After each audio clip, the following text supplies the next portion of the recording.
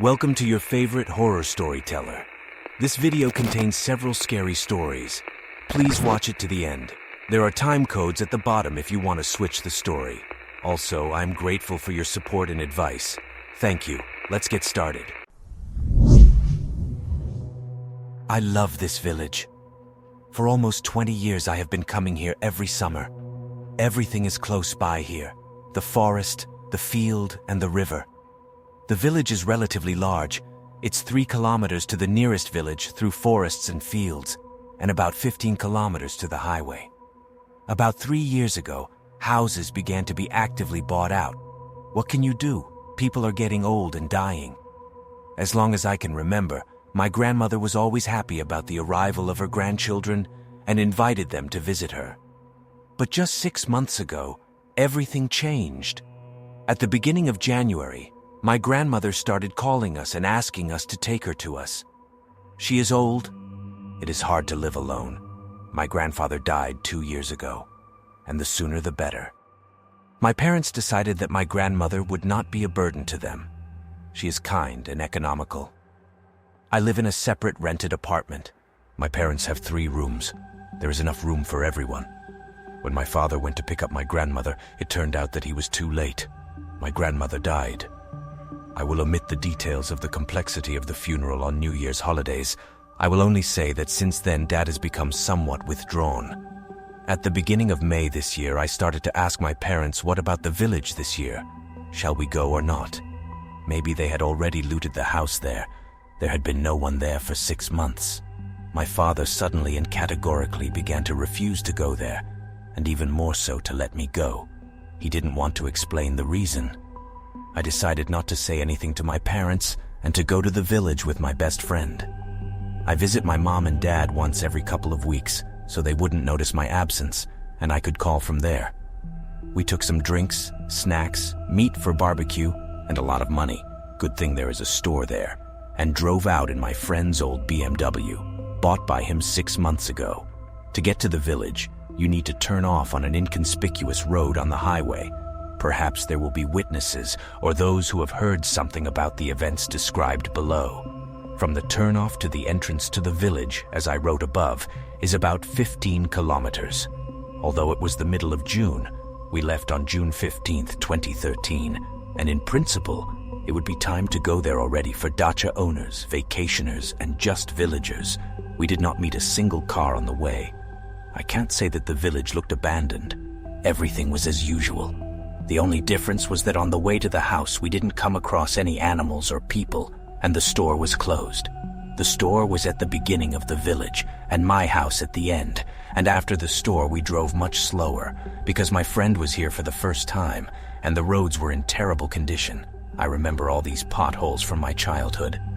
Soon I started to notice something else. So many of the wickets and doors leading to yards with high fences and gates were open or broken. Fortunately, my grandmother's house was fine, though the same could not be said of the neighbors' wickets. In the yard, of course, it was gloomy. Everything was overgrown, grass above the waist, mosquitoes, gnats, the roof of the gazebo had collapsed. The keys to the house, I knew, were kept under a shed by the barn. They always hung there. I didn't know whether they were the main or the spare, but I remembered those keys from my childhood. With difficulty, we opened the front door with a rusty key. We entered and began to put things in order. All the tools were stored in a closet in the house. In the evening, we decided to have a rest. At the same time, I wanted to show my friend all the beauties of my favorite village. We reached the end of the village, to the river, and only now I felt uncomfortable and a little afraid. Doors and wickets here and there were open or broken, and on the way we met neither people nor cats, of which there were indeed many, nor any other animals. The village was silent, as if it had died out. But how could it be? If last year dacha dwellers were coming here, cows were mooing, and nice girls in the company of cheerful guys were walking around the village. My friend smoked nervously and asked if it was always so gloomy here. I replied that I myself was surprised and did not understand what was going on. We decided to go home, and when we returned, we were amazed. The door to the house was wide open, although I had locked it, though not with a key, but still it could not open by itself. and all our things were scattered around the rooms. Groceries were scattered on the floor. Raw barbecue meat was missing. I don't even know what feeling prevailed in me at that moment, fear or anger. I took an axe and walked around the house, yard, vegetable garden, even looked through the fence to the neighbors. There was no trace of our visitor anywhere. I can't say that I was very friendly with the neighbors before. After all, they are old grandparents. Their grandchildren are about 10 years old. I rarely saw them. But this time, it was decided to go to them and ask if anyone saw anything. My friend stayed behind to guard the house. An hour later, I returned. The door was locked from the inside. I knocked. "Hey, it's me. Open up. I heard the sound of the bolt." I must say that the bolt on our front door is quite powerful. I opened the door and saw my friend standing there with a stool in his hands, holding it like he was about to strike. He was breathing heavily and was pale. In that respect, however, I was not much different from him at that moment. We bolted the door again and went into the room. It was evening, but we decided not to turn on the lights. I sighed and told my friend what I had seen. During that hour, I had walked around 20 yards and saw no sign of people anywhere. All the yards were overgrown, as if no one had been there this year. The doors to some of the houses were broken and some of the buildings had collapsed. I bet that at that moment we both wanted to leave the village and go back to the city. But it was getting dark. I can't drive, and my friend never drives in the dark. He gets tired quickly, and everything blurs in front of his eyes. He told me what he saw while I went to the neighbors. I locked the door behind you just in case and started to pick up the scattered things. I heard the door to the yard open. I was surprised. I thought, why are you so early? And then suddenly, and it should be said that from the entrance to the yard to the front door to the house is about 10 meters, and the door to the yard is very creaky. Someone tried to enter the house. I backed up because someone had entered the yard just moments before. They couldn't have gotten to the house that fast. There was no knocking on the door. It was just someone persistently trying to get in. The knob was jumping like crazy. I picked up a stool, but then the creak of the exit door from the yard came again, and there was silence. And half an hour later, you came in. And what? You stood in the hallway with a stool in your hands for half an hour? My friend just nodded, and then we heard one loud knock on the window at the back of the house, in my bedroom. My friend and I just looked at each other. Neither of us ventured to go and check it out. An hour passed. It got dark outside. We sat in silence, afraid to move. Nothing else had happened since that knock. We just sat there in silence, listening to each other's heavy breathing. We didn't talk. It's hard to say what my friend was thinking, but personally, all I was thinking about was that it would be morning as soon as possible and we'd be out of here. Sooner it would be morning, sooner it would be dawn, sooner we would leave and never come back. Suddenly the car alarm sounded. The friend's car was parked near the yard, but there were no trees so that something would accidentally fall on the car. As soon as the alarm finished howling, it immediately resumed, as if someone was standing near the car just waiting for the owner to come out to it. This went on for about half an hour. The sound was incredibly annoying, and I wanted to go out and turn off the alarm and kick the person who turned it on in the ears, but something told me that it was us who would get the ears. We were sitting in the main room. From there led 3 doors to different parts of the house, one to the exit, one to the bedrooms, one to the closet, near the table by the window, and we heard someone's footsteps outside the window. Someone was walking under the window and they were trying to do it quietly, but they could hear the crunch of dry twigs. I probably washed my face afterwards, though it was cool in the house. After all, the house was old and hadn't been heated for 6 months. There was no cell phone service here, much to my surprise, though it had never been a problem before. It was still only 22:22. It was still so far from dawn, and whether we would be able to get out of here at all was unknown. What happens if it blows a tire? What? I'm worried. And indeed, if the one who wanders here punctures the tires in the car, how will we get out of here, to the highway 15 kilometers, and to the hometown in general 500? My friend didn't repeat the question. Apparently, he realized that I asked again not because I hadn't heard, but because now I was thinking about it too. The rustling behind the wall stopped. There was the sound of the wind and the pounding on the roof. It was starting to rain. Somewhere far away, something rumbled. A thunderstorm, not uncommon in these parts.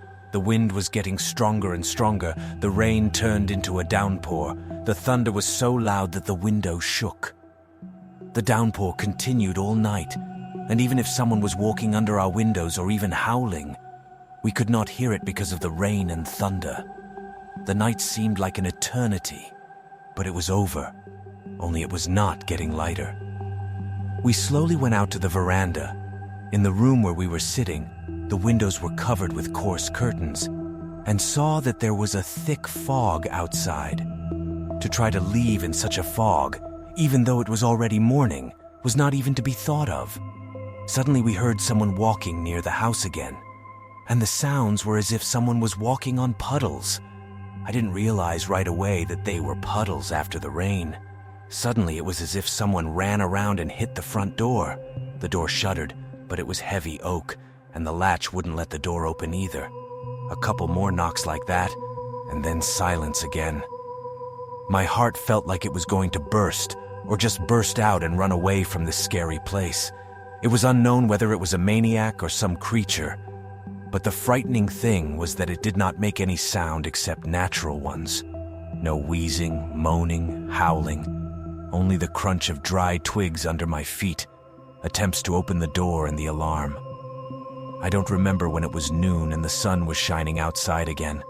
After the creature tried to break in our door, my ears were ringing, my eyes were blurry. It was hard to breathe and the back of my head hurt. My blood pressure was probably up. Nevertheless, when I was released, there was no more fog outside. My friend and I, having listened to the silence in the yard for half an hour, tried to open the deadbolt as quietly as possible. My friend opened the door while I held an axe with both hands, ready at any second to attack what was here. There was no one in the yard. We moved quietly to the exit of the courtyard. The door didn't creak after the rain, so we rushed to the car with all our might. A friend started it up and we drove off. I only remembered that we had left the door open and that we had left our stuff there when we got on the main highway. All 15 kilometers of the road to the highway, I sat with an axe in my hands. It was only when we saw dozens of cars and some living settlement that we calmed down. We were alive. We had managed to get out of there. The road to the city passed in complete silence. After saying goodbye briefly, I went to my room and slept until Monday. Not even a week has passed since those events, and now my friend and I have become somehow closer or something. We see each other every day, but we try not to discuss the trip. I didn't tell my parents about the trip. I just asked my dad if we would go there this summer, and then he turned gloomy and said that there was no need to go there and let the house stand as a memory. We won't sell it. I don't know what happened in that village, and I can't find any information, other than the most general, about it on the internet. All I know is that even if someone ventures into our house and takes everything that is lying around, it will definitely not be me. It was going to be a very hard day. From the very morning, I had so many things to do that I didn't even know where to start. I had to go to another city for car parts. Then I had to stop by a friend's house and pick up a notebook with history lectures. Then I had to go to the hairdresser's and spend the rest of the day with my favorite girl. I decided to start with the hairdresser's, then quickly dropped by an acquaintance, went to get the necessary spare parts, and now, having done all my work for a couple of hours, I'm going to my beloved. The weather outside was beautiful, the sun was shining, there was a moderate frost, and the snow crunching under my feet lifted my spirits. I stopped for a second and looked around. How wonderful it was. The hands of the clock showed 5 o'clock in the afternoon. I pulled my jacket collar tighter and continued on my way. And here was my girlfriend's apartment building. I dialed the 2 familiar numbers on the intercom. There was no answer, only annoying beeps. Strange. Where can she be now? We agreed. With these thoughts, I pulled out my cell phone to make a call. What a bad time. The cell phone was dead. I glanced at the clock. It was already 6:30. It was starting to get dark. Well, let's wait, I decided, and waited at the entrance, hoping that she would show up soon. Another half hour passed and she wasn't there. It doesn't make sense, I thought irritably, and decided to go home to put my phone on the charger. It was already getting dark, the first streetlights were on, and it was getting noticeably colder. I sped up my steps. 20 minutes later, I was already near my driveway. I went inside. There were no lights in the entryway. Weird. I walked over to the wall where the light switch was and tried to find it by feel. Let there be light. I solemnly pressed the switch and nothing happened. The light was gone. I checked the elevator. It didn't work. Leaving this case, I began to climb the stairs to the 7th floor. Once on the 4th floor, I heard a strange sound coming from somewhere, either from the 6th or from the 7th floor. I listened closely. The sound was like heavy breathing and was occasionally interrupted by snoring. At that moment, I thought that some drinking buddy of my neighbor had fallen asleep in the entryway. I slowly made my way up to the 5th, then 6th floor, and listened again. Suddenly the sound died down. No breathing or snoring could be heard. Nothing at all. What the? I decided to hold my breath for a couple seconds. I felt uneasy. Maybe the guy's dead? I struggled with a wave of fear and started to climb further. In the darkness, I had no idea what was going on or where I was.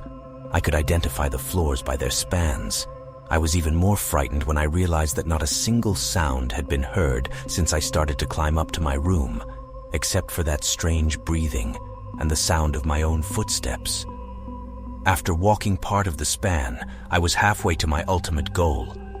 Suddenly, in the darkness, just on the 7th floor, I noticed a barely perceptible movement. Someone was wandering from door to door, looking for something or someone, and as strange as it sounds, I was afraid to breathe. Pressing myself against the wall, I held my breath, but apparently I still made some sound, and then the movement stopped. He heard me, and at that very moment, I saw he start down the stairs. He stopped right in front of me. I didn't understand what he was trying to do, but then I realized he was listening to every rustle. Just don't breathe. I could feel the air in my lungs running out. Finally, he started to descend further.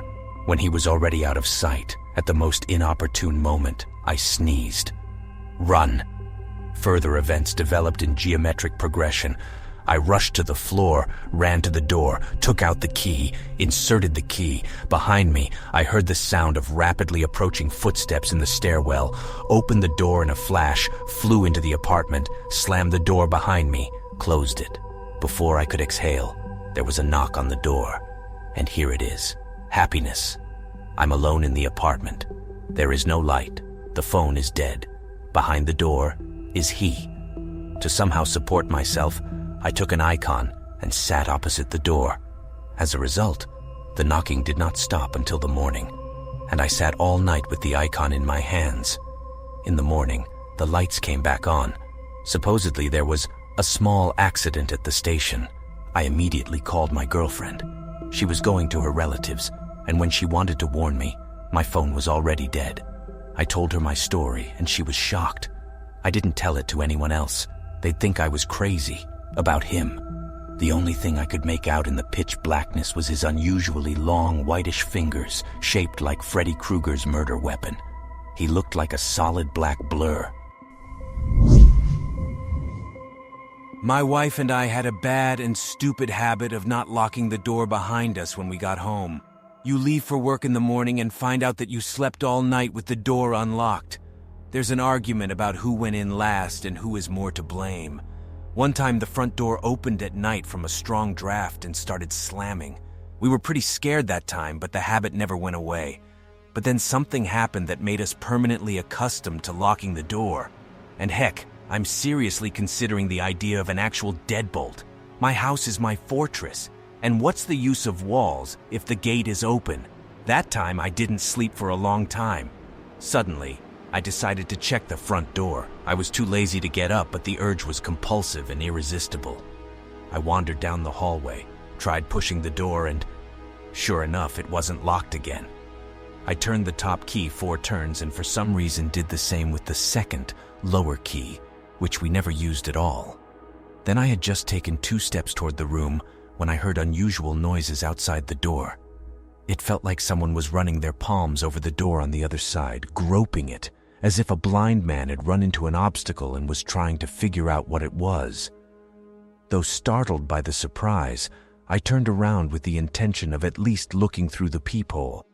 I got close to the door and noticed that the handle began to turn up and down as if trying to open the door. Then there was a strange, non-rhythmic knocking sound. I was suddenly cold. My heart ached, not fear or horror, but some black longing, some murky, incomprehensible anxiety crept into my soul. I did not want to look through the peephole. Quietly, I went to my room. My wife woke up and was about to say something. I asked her to be quiet. She immediately realized that something was wrong. Her eyes rounded. I must say that I have one device that I almost never use, namely, a video camera that looks at the site and is connected to a computer. It was brought as a gift from my brother, who worked at the time in the office, engaged in the installation of video surveillance systems. We looked at it, played with it a couple times, and forgot about the camera. Now I remember it. I don't know what trait of the human character makes us look into the eyes of horror. So I sat down at the computer and ran the image of the site. What was it? I don't know, but I saw it and my wife saw it. Something, wrapped in some dark rags, unnaturally bending and wiggling, wandered around the site, scratching at the doors, pulling the handles, falling down and listening to the sounds in the apartments, looking into the eyes. The creature's head was also wrapped in rags, with dark hands sticking out of the rags, long, narrow, with unnaturally long, 2 to 2.5 times longer than usual, fingers.